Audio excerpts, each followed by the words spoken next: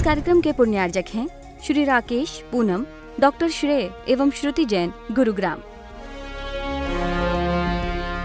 नमस्ते गुरुदेव। मेरा सवाल ये है कि निर्माण लाडू क्यों चढ़ाते हैं दिवाली पे? वैभव जैन, लक्ष्मी नगर, दिल्ली से। और उनका प्रश्न है कि निर्वाण लड्डू हम लोग क्यों चढ़ाते हैं? पूरे साल तो हम लोग सिर्फ मंदिर में चावल चढ़ाते हैं, बादाम चढ़ाते हैं, सुपारी चढ़ाते हैं ना, पर कभी हमने मिठाई नहीं चढ़ाई। पर जब दीपावली आती है तो हम लड्डू चढ़ाते हैं। भाई ऐसा क्यों? तो हम देखेंगे कोई भी चीज़ चढ़ाई जाती है मंदिर में, चाहे वो चावल चढ़ाएं तो भगवान खाते नहीं, हम गोला चढ़ाएं तो भगवान खाते नहीं, हम नारियल चढ़ाएं तो भगवान खाते नहीं, है ना, हम किशमिश चढ़ाएं तो भगवान खाते नहीं, हम काजू चढ़ाएं तो भगवान खाते नहीं, है ना। आप कुछ भी करो, कोई भी चीज़ चढ़ाओ, वो सिर्फ हमारा त्याग का प्रतीक है। और जो लड्डू है वो इस बात का प्रतीक है कि लड्डू मोक्ष का लड्डू है, ये निर्वाण का लड्डू है। इस लड्डू, अगर ऐसा लड्डू हमें मिल जाए तो वो लड्डू के मिलने के बाद हमारे अनंत भवों के जो जन्म मरण की जो यात्रा है, इस पर विराम लग जाता है। तो इसलिए हम भगवान से कहते हैं कि भगवान, जैसे लड्डू हर एंगल से मीठा है, ऐसे ही मोक्ष सुख भी बिल्कुल मीठा है और हमें ऐसा लड्डू चाहिए। लड्डू का मतलब बूंदी का, शक्कर का नहीं चाहिए, मोक्ष रूपी लड्डू चाहिए, मुक्ति रूपी लड्डू चाहिए, जो सिद्धालय में जाके मिलता है। उस लड्डू के लिए हम लोग भगवान के सामने लड्डू चढ़ाते हैं, क्योंकि जो चढ़ाओगे वैसे ही मिलेगा। मीठा लड्डू चढ़ाओगे तो मीठी चीज़ मिलेगी, है ना, खट्टा चढ़ाओ तो खट्टे। तो इसलिए महान भाव हम लोग देखते रहेंगे आखिर ऐसा क्यों। महाराज श्री, मेरी जिज्ञासा है कि जो माला से हम जाप करते हैं उसको गले में पहन सकते हैं? श्रीमती स्नेह जैन, सेक्टर 4 से, उन्होंने अपनी जिज्ञासा रखी है कि हे मुनिराज, हमारे हाथ में कोई मोती की माला है या सोने की माला है जिससे हम भगवान की मंत्रों की जाप करते हैं, और जब हम उसे जाप करते हैं तब जाप करने के बाद कहाँ रखें? तो उसको हम गले में पहन लेते हैं। तो क्या हम उस माला, जिस माला से हम भगवान का जप करते हैं, क्या उसे हम गले में पहन सकते हैं? तो अपन देखें, वैसे तो सोने का कुछ बिगड़ता नहीं है, धातु है, पर अपन देखें कि जिस माला पर हम मंत्र जप करेंगे और यदि उसे हम गले में पहनते हैं तो गले में पसीना भी आता है, पसीना भी आएगा। और अब आप क्या है, दिन भर के अपने जो हाथ होते हैं, तो ना, कभी अपन ने बच्चे को छुआ, फिर अपन ने माला छू ली, कभी अपन ने, ना, तो इस प्रकार से वो उसकी शुद्धि नहीं रह पाएगी। तो इसलिए माला को, जिस माला से अपन मंत्र पढ़ते हैं, उस माला को गले में नहीं पहनना चाहिए, उसे डिब्बी आदि में रखो और सुरक्षा रखो अपने उसकी, है ना। तो इसका ध्यान रखें। तो देखते रहें आखिर ऐसा क्यों। नमोस्तु महाराज जी, नमोस्तु महाराज जी। मेरा ये प्रश्न है कि समाधि कैसे होती है? हाँ, आखिर ऐसा क्यों, और इस आखिर ऐसा क्यों के माध्यम से हम अपनी प्रश्न जिज्ञासा के रूप में गुरुदेव के सामने रख देते हैं। गुरु जब उसका समाधान करते हैं तो लाखों लोग जो सुनते हैं उन तक उनका भी समाधान हो जाता है। उमा जी ने पूछा है कि समाधि कैसे होती है, तो हम देखेंगे समाधि के लिए कैसे होती है, और मैं प्रश्न को और सही कर दूंगा कि किसकी होती है और कैसे मिलती है। तो हम देखें, समाधि मीन्स मरण। पहले इस बात को क्लियर कर लो कि समाधि यानी मरण। मरण तो सबका होना ही है ना, बस अंतर इतना है कि एक मरण व्यवस्थित मरण होना, खुशी के साथ, जैसे जन्म होता है खुशी के साथ। अभी अपन देखते हैं जब मरते हैं अपन तो सारे लोग रोते हैं, संसार में घर के हों, रिश्तेदार हों, अड़ोसी पड़ोसी हों, सब रोते हैं। क्यों रोते हैं? क्योंकि व्यक्ति ऐसे ही मर गया, कुछ करके नहीं गया, इस बात के लिए रोते हैं। और कोई एक व्यक्ति ऐसा है कि गुरु को सानिध्य प्राप्त करके, और गुरु का सानिध्य प्राप्त करके, गुरु के जो प्रवचन सुन करके, स्वाध्याय सुन करके उसे मन में फिट हो जाती बात कि मरना तो है ही, तो समाधि पूर्वक मरेंगे, क्या दिक्कत है? तो समाधि मिलती कैसे है? जब हम गुरु के पास रोज जाते हैं तो हम कभी कभी हम गुरु से कह देते हैं, महाराज हमारी भी समाधि करवा देना। देखो जैन कुल मिला है, जैन धर्म मिला है, जैन गुरु मिले हैं, तो आपके रहते अगर हमारी समाधि नहीं हो पाई तो फिर हमारा मनुष्य तन प्राप्त करने से क्या फायदा। समाधि तो महाराज क्या करेंगे। अब महाराज जी इसीलिए तो कहा जाता है गुरु भी चुन के बनाओ, हर किसी को नहीं। अब गुरु चुन के बनाओ तो गुरु को ज्ञान होना चाहिए। गुरु क्या करेंगे, उनको ज्योतिष का भी ज्ञान होगा, रेखाओं का भी ज्ञान होगा। वो आपका हाथ देखेंगे या कुंडली देखेंगे और बता देंगे कि अब वो देखेंगे कि इनकी आयु बची कितनी है। अगर आपकी आयु 15 साल की बची है अभी, तो महाराज जी आपको समाधि संलेखना व्रत नहीं देंगे, कहेंगे अभी आप तैयारी करो, अभी टाइम है, बाद में देंगे। क्योंकि संलेखना व्रत ओनली 12 वर्ष का होता है और उम्र तुम्हारी 15 की बची है, तो 12 पूरे हो जाएंगे फिर 3 साल तक अब बाद बनेगा, तो इसलिए नहीं देंगे। कब देंगे फिर, तो बोले कि क्योंकि अब ज्योतिषी तो है ना, मानो हल्की सी रेखा में का हम नहीं समझ पा रहे हों और हमने बता दिया कि इनकी तुम्हारी बच्ची है 9 साल और पता चला कि वो तो 13 निकली, है ना, तो दिक्कत हो जाएगी। तो बोले कि कब दें, तो बोले जब देंगे हम, जब हम देख लेंगे उसमें कि तुम्हारी 5 ही बता रहा है, 5 शो हो रही है, अब 5 साल शो हो रही है इसमें कि 5 साल में इनका काम हो जाएगा। तब जाकर के हम क्या करेंगे कि आप हम ये सोच के दे देंगे कि 5 साल बता रहा है, इसका मतलब दे सकते हैं। अगर 1-2 साल यहाँ वहाँ हो भी गया तो 7 ही तो होंगे, 12 तो होंगे नहीं, तो दे दो। तो इस प्रकार से उसकी आयु को देख करके समाधि दी जाती है। और लोग सोचते हैं आत्महत्या हो रही, काहे की आत्महत्या, तो ज्ञान नहीं हो उनको ज्ञान नॉलेज नहीं होना, है ना। तो हम लोग क्या करते कभी कभी ऐसी चीज़ें सुनते भी नहीं और सुनाते भी नहीं, और ना कभी अपने मोबाइल से डालते हैं, ना डालना चाहिए। और ऐसे कभी प्रश्न होना तो इनको शेयर भी करना चाहिए खूब, जिससे कि जन जन तक पहुंचना चाहिए, तो उसको कहते हैं समाधि माना। तो ऐसे गुरु आपकी आयु को देख करके, जो बिल्कुल 12 से भी आधी बची हो, 6 बची हो, 5 बची हो, तब वो जाके आपको 12 साल का व्रत दे करके धीरे धीरे धीरे धीरे त्याग बढ़ाते हैं। और एक दिन ऐसा आता है कि जब आपकी आयु पूर्ण हो जाती है, उस दिन आपका जीवन हंसते मुस्कुराते हुए गुरु की वाणी सुनते सुनते, मंत्र पढ़ते पढ़ते और आपके प्राण निकल जाते हैं। उसे कहते हैं समाधि। और उसमें पूरी समाज रोती नहीं है, हंसती है, ढोल मजीरे बजते हैं, है ना, खुशियाँ मनाई जाती हैं, और सूतक भी नहीं लगता, पातक भी नहीं लगता, कुछ नहीं लगता फिर, है ना। इतना छूट हो जाती है समाधि करने से। जब सोचो सूतक नहीं है, पातक नहीं लगेगा, सारे लोग समाज के लोग खुशी मनाएंगे, महाराज बोलेंगे। आज तक किसी सामान्य व्यक्ति के मरण में महाराज शामिल नहीं होते, पर किसी की समाधि होती है तो महाराज संबोधन करते हैं, है ना, स्पीच देते अपनी कि देखो समाधि की उन्होंने कितना अच्छा काम किया है, ऐसे ऐसे मरण किया। तो इसलिए उसे कहते हैं समाधि। ऐसी समाधि कोई भी कर सकता है, तो ध्यान रखें और देखते रहें आखिर ऐसा क्यों। नमस्ते महाराज जी, सम्मेद शेखर जी का पाठ कब से और कब तक रहेगा?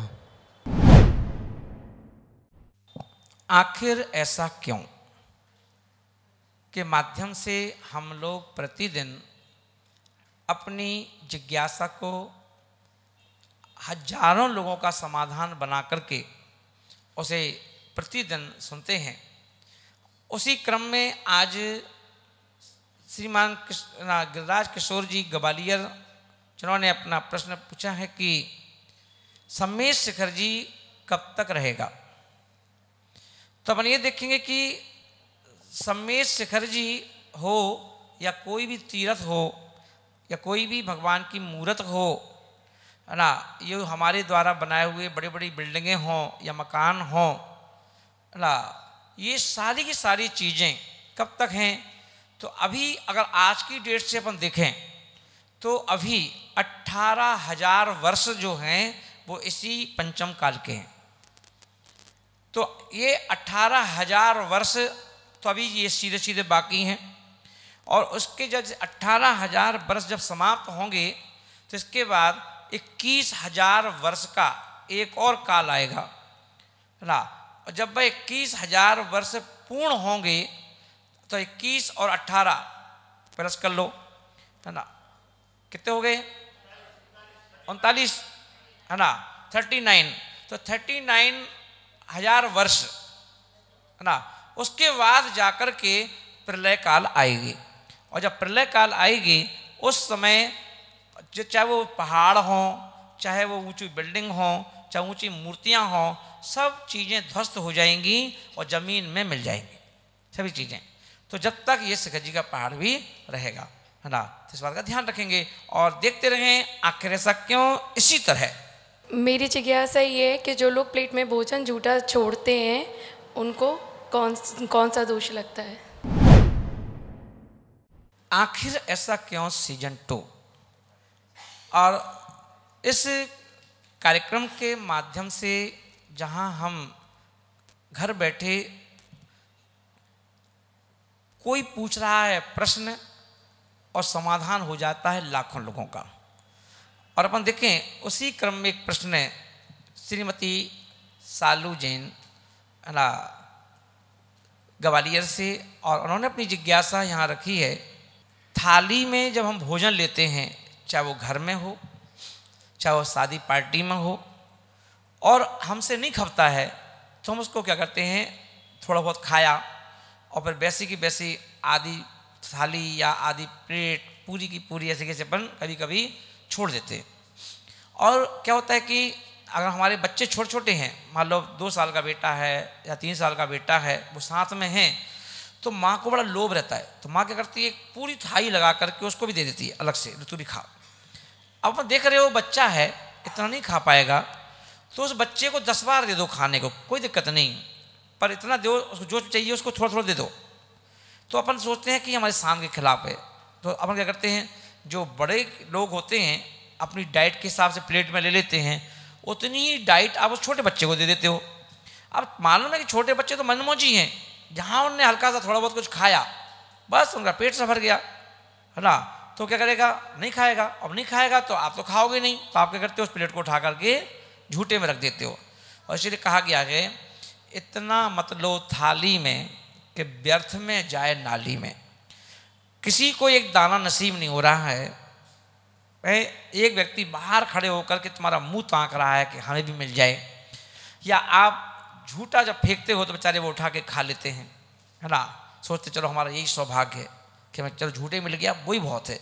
तो मैं सोचो ये स्थिति क्यों बनी कि आज उन लोगों के पास, जो अपन देखें हमारे कभी घर पर कभी दुकान पर भीख मांगते हुए जो लोग आते हैं, और वो आपकी अगर कोई दुकानदारों को एक जलेबी दे देता है तो बेचारे एक जलेबी खा लेते हैं। किसी दुकानदार ने, होटल वाले ने उसके यहाँ कोई मांगने गया तो ऐसा थोड़ा कि तो 100 ग्राम पकौड़ी दे देगा, एक पकौड़ी उठा गया, 2 पकौड़ी उठा के डाल दीजिए, चल जाओ, है ना। तो जो खाने के लिए ऐसे मिल रहा है दाने दाने के रूप में, वो क्यों मिल रहा है, क्योंकि ऐसी दयनीय स्थिति उनकी क्यों बनी, तो दयनीय स्थिति ऐसी इसलिए बनी, उनको अन्न नसीब इसलिए नहीं हो रहा है कि उन्होंने पिछले जन्म में क्या किया, जब समय अच्छा था तो थाली भोजन का क्या किया, तिरस्कार किया, भोजन का अनादर किया, उसे खूब झूठे में फेंका है, झूठे में छोड़ा है ना। तो इसलिए उनकी गति ऐसी हो जाती कि बेटा ठीक है फेंक लो झूठे में, डाल दो झूठे में, हैं बहुत तुम क्या कर रहे हो, ऐस कर रहे हो, है ना, कोई पैसा नहीं लग रहा है तुम्हारे घर का, ऐसे फेंक रहे हो, नाली में जा रहा है ना। इसलिए अब तुम बेटा अगले भर में एक एक दाने के लिए तुम्हें मोहताज कर देंगे हम, कि तुम ढूंढोगे कि एक दाना मिल जाए, कहीं से मिल जाए, झूठे ही मिल जाए, है ना, तब जाके पेट तो भर जाए हमारा। तो वो लोग हैं जो कभी अपनी थाली में झूठा छोड़ते हैं। कभी भी इसलिए हमें शादी हो, पार्टी हो, घर हो, कभी भी उतना ही लो। हमारे बड़े बुजुर्ग क्या करते थे, थाली के आखिरी में, है ना, पानी डाल के पी जाते थे कि थाली में एक दाना भी नहीं छूट जाए, है ना। ऐसा लगता था कभी थाली देख के कि भाई कुछ चाट के दी हो पूरी तरह से, है ना। तो ऐसे तो कहते नहीं भैया एक भी दाना छूटना नहीं चाहिए, इतना अन्न का नुकसान नहीं होना चाहिए ना। तो इस प्रकार से हमें भोजन करना चाहिए कि ऐसा नहीं कि खूब फैलाओ। अपन देखें ना कि कई बार भोजन करते हैं, अभी है ना एक महाराज जी थे, तो एक छोटे जवान मुनि महाराज थे, एक बुजुर्ग महाराज थे, तो हम लोग एक ही चौके में आहार कर रहे थे। तो जो यंग महाराज थे अब वो क्या कर रहे थे, जूस पी रहे थे, तो फैला रहे थे। अब जैसे एक लोटा जूस में आधा लोटा तो उनके पेट में गया और आधा लोटा जूस पूरा उसमें पानी में गिर गया, है ना। तो जब बड़े बुजुर्ग महाराज जब घर पे उस कमरे में आए तो उन्होंने कहा तुम्हें खाओ नहीं आत, तुम्हें जूस पीवो नहीं आत, तो ये कैसे पी रहे थे, फैला रहे थे, है ना। तो उन्होंने कहा भैया अब क्या करें, अंजलि से निकल गो, अच्छा इतना कम ज़्यादा कम लो, क्यों फैला रहे हो। तुम ये सोचो जितना जूस तुम फैला के आ गए, इतना जूस अगर उसके लोटे में छोड़ के आते तो प्रसाद के रूप में कोई बच्चा तो पी लेता है? बताओ, तो छोड़े तो कब प्रसाद के रूप में वो उसकी माँ पी लेती, उसकी पत्नी पी लेती है ना, प्रसाद तो मिलता उसको, है ना। तुमने क्या किया, आधा फैलाया, मस्ती में पिए, मस्ती में छोड़े आए। तो बोले कि ऐसा अन्न का तिरस्कार कर रहे हो, तो फिर उनके लिए क्या होता है कि वो अन्न जो है भारी का मौका कर देता है ना। एक एक अन्न के लिए अपन तरस जाते हैं। तो इसलिए कभी भी थाली में झूठा नहीं छोड़ना चाहिए। तो ध्यान रखें और देखते रहें आखिर ऐसा क्यों। नमोस्तु महाराज श्री। महाराज श्री, एक बाहर से प्रश्न आया है कि महाराज जी शुद्ध जल क्या होता है और शुद्ध जल का पालन किस किस को करना चाहिए और क्यों करना चाहिए, समाधान दें। नमोस्तु महाराज श्री। आखिर ऐसा क्यों, अपन देखें कि एक जिज्ञासा है जिससे हमारे मुनि श्री विजेश शाह जी महाराज ने पूछा है कि शुद्ध जल क्या होता है।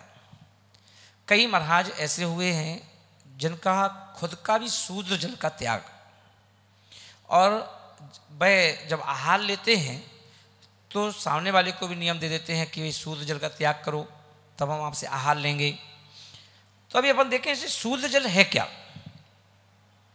तो शुद्ध तो सब जानते हैं, जाति होती हैं। तो 3 प्रकार की जातियां जो ऋषभदेव भगवान ने चयन की थी, उसमें से एक तो थी क्षत्रिय, जो राजा होते हैं, डिसीजन पावर जिनके पास होता है, दूसरों की रक्षा में तत्पर रहते हैं, क्षत्रिय। दूसरे थे वैश्य, धंधा पानी कर रहे हैं, जो अपन लोग हैं वैश्य हैं। क्या कर रहे हैं अपन लोग, धंधा पानी कर रहे हैं, मुनीमगिरी कर रहे हैं, बना अपना कुछ काम करके पैसा कमा रहे हैं, वैश्य। तीसरा शूद्र। अब शूद्र कौन है, देखिए ना क्षत्रिय हैं वो, ना ही वो वैश्य हैं, क्या व्यापार है उनके। तो वो क्या कर रहे हैं, वो क्या कर रहे हैं कि मेहनत मजदूरी, है ना। अब वो मेहनत मजदूरी के लिए कोई भी काम करने को मजबूर हैं। यहाँ तक कि अपन देखो कुछ लोग बेचारे नाली साफ तो कर ही देते ना, गटर साफ कर देते हैं, है ना। तो वो जबकि अपने यहाँ के घरों में नालियाँ मालियाँ जाम हो जाती, तो अपन उन्हीं को तो बुलाते बेचारे, वो करके जाते हैं, है ना। तो अपन देखें पर है तो इंसान वो भी, तो उनको कहाँ रख दिया, शूद्र में रख दिया। अब शूद्र में रख दिया तो बोले कि अब शुद्ध जल क्या है। तो अब शुद्ध जल यानी उन लोगों से स्पर्शित जल। भाई कभी कभी देखते ना अपन, पानी ले आना तो किसको ले आओ। तो जैसे अपन देखें कभी कभी मान लो कि जैसे अब यहाँ चौका लग रहा है और आपने क्या किया, मान लो दूध आया और आपने समझ लो कि गेट पर वो दूध वाला बहादुर को दूध दे दे और बहादुर लेके जाए, तो वो दूध नहीं लेना चाहिए, शुद्ध जल लगो। इस कार्यक्रम के पुण्यार्जक थे श्री राकेश, पूनम, डॉक्टर श्रेय एवं श्रुति जैन, गुरुग्राम।